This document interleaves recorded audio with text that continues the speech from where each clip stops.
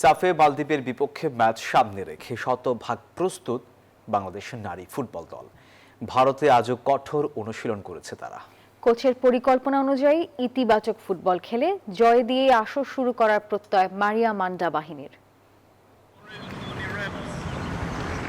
সাফের গেল 2 আসরের চ্যাম্পিয়ন বাংলাদেশ নারী ফুটবল দল সফলতার শতভাগ আত্মবিশ্বাস নিয়ে অষ্টম আসরে হ্যাট্রিক শিরোপায় চোখ লাল সবুজের প্রতিনিধিদের।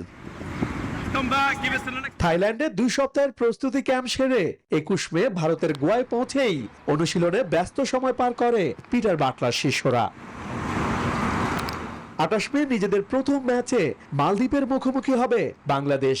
ম্যাচ সামনে রেখে মঙ্গলবার সকালেও অনুশীলন করেছে যুক্তরাষ্ট্রের 1 নম্বর জিম চেইন গোল্ড জিম এখন আবারও বাংলাদেশে।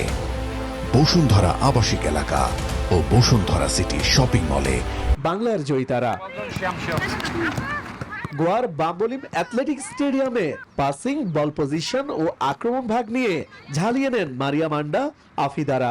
দিতে চান কোচের আস্থার প্রতিদান।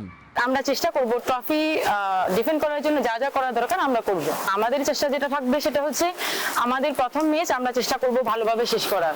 গ্রুপ বি লড়াইয়ে দ্বিতীয় ম্যাচে 31 মে স্বাগতিক ভারতের বিপক্ষে মাঠে নামবে বাংলাদেশ। ইশতিয়াক দীপু, নিউজ 24।